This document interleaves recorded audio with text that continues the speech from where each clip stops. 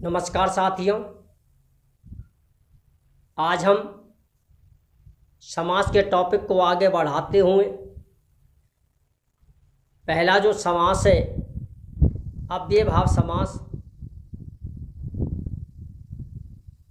उसे लेकर आए हैं। आप अव्ययभाव समास को इसी क्लास में इसी वीडियो में हल करके छोड़ेंगे,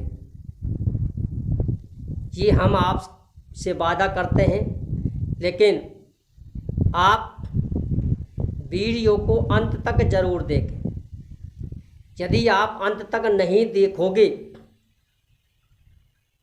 तो इसका ज्ञान आपके लिए अधूरा प्राप्त होगा। तो चलिए हम प्रारंभ करते हैं अव्ययभाव समास। इस अव्ययभाव समास का जो लक्षण है वो है अव्ययम विभक्ति समीपम। अव्ययम विभक्ति समीपम लक्षण कोई विद्वान इसका दूसरा भी लक्षण पेश करते हैं, लेकिन हम इसका लक्षण पेश करते हैं आपके लिए अव्ययम विभक्ति समीपम। पूर्व पद प्रधानो इसका प्रयोग हम नहीं करेंगे, हम तो इसका प्रयोग करेंगे अव्ययम विभक्ति समीपम।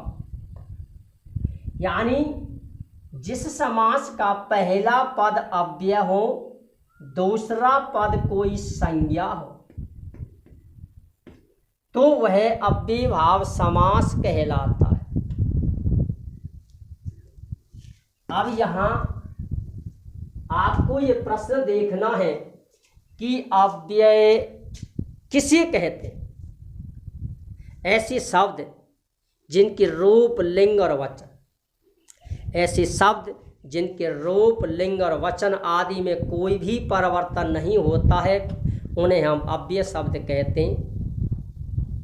अव्यय शब्द जिस स्थिति में उत्पन्न हुआ है उसी स्थिति में हमेशा रहता है, सदैव वही अवस्था प्राप्त करता है जो अवस्था उसने सबसे पहले प्राप्त की थी। जिस समास में पहला पद अव्यय हो और दूसरा पद संज्ञा हो तो वो अव्ययभाव समास है। ये पहला समास है। अब देखिए अव्यय इसमें जो मिलते हैं वो अव्यय आपके लिए निश्चित अव्यय मिलते हैं। उनके मैं यहाँ नाम एक बार आपके लिए देता हूँ। जैसे अप, अनु,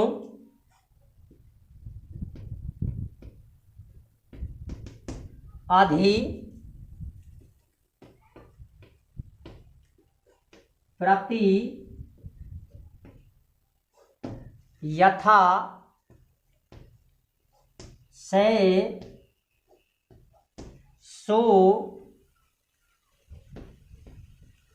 दौर, आ आदि ऐसे आपके लिए अव्यय शब्द मिलेंगे। यदि ये अव्यय शब्द आपके लिए मिल जाते हैं तो आपको वहाँ लिखना है अव्ययभाव समास। ये जो अव्यय जो शब्द हैं उपसर्ग की भी निपात संज्ञा होती है। ये उपसर्ग यदि आपको पहले मिलते हैं, पहले पद में यदि ये मिल जाते हैं तो वहाँ आपको अव्ययभाव समास लिखना है। इनका वर्णन उदाहरण जब आपके सामने प्रस्तुत होंगे तो इनका वर्णन फिर भी होगा। यदि समस्त पद में ये शब्द यदि लगे हों, उपसर्ग यदि लगे हों, अब अव्यय शब्द यदि लगे हों तो वहाँ समास होगा अव्ययभाव समास।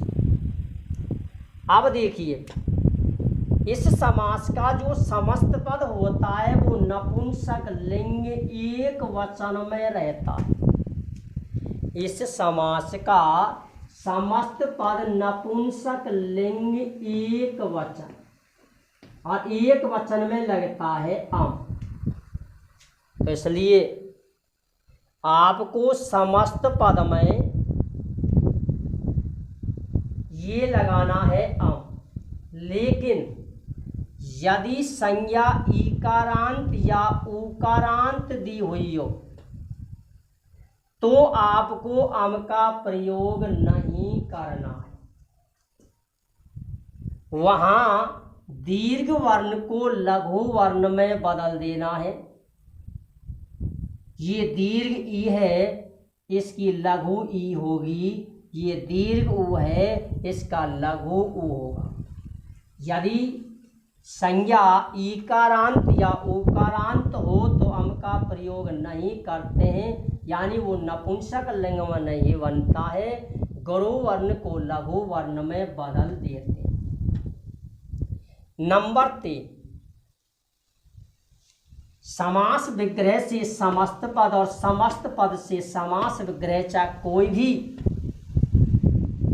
दशा आपको मिली है, कोई भी स्थिति आपको मिली है, चाहे विग्रह से समस्त पद हो और चाहे समस्त पद से विग्रह हो, आपको एक ही नियम देखना है कि स्थान परिवर्तन करना है।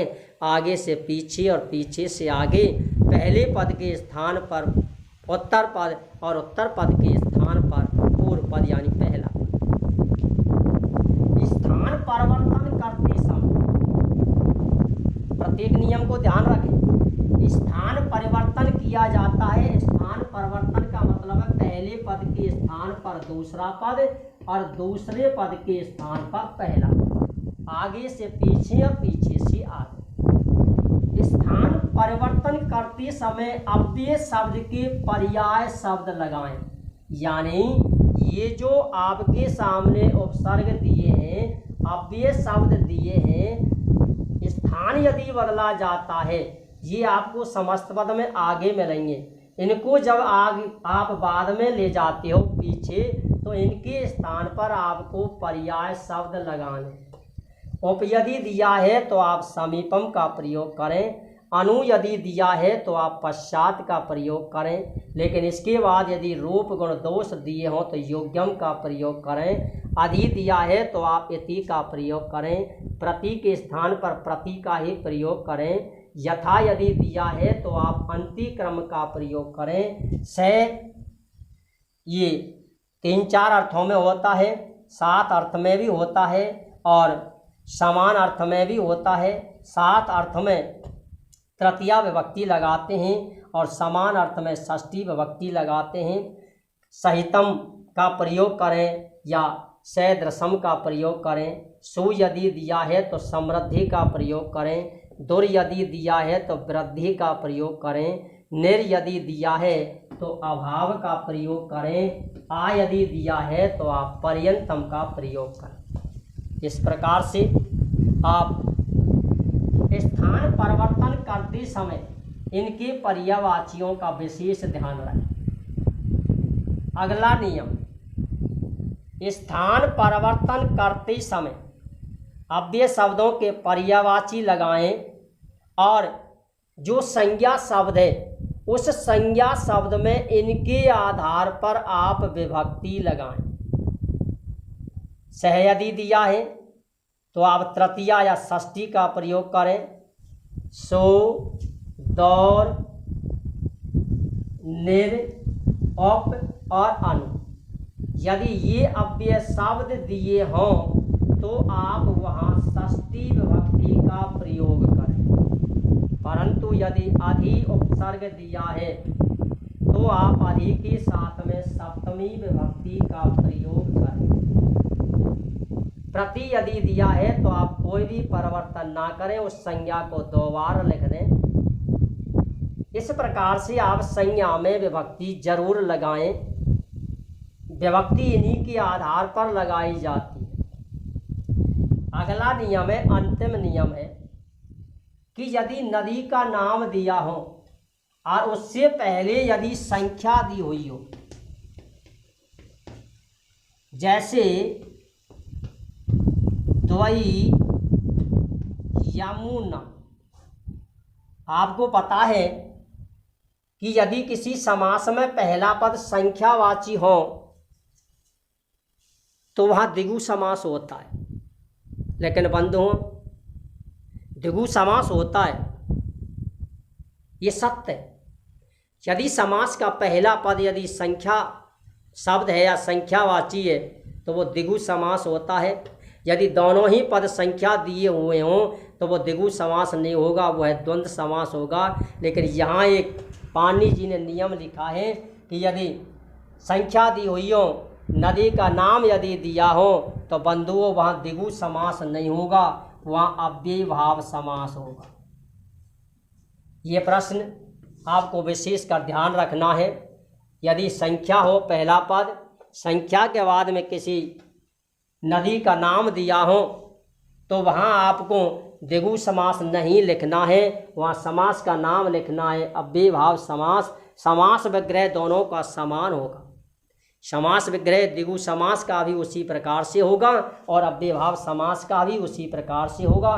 समास दोनों का एक है, यानी समास विग्रह दोनों का समान है, लेकिन नाम दोनों का अलग है। यहाँ आपको अव्ययी भाव समास लिखना है और यदि नदी का नाम नहीं दिया हो तो आप वहाँ द्विगु समास लिखें। जय हिंद, जय भारत, गुड बाय।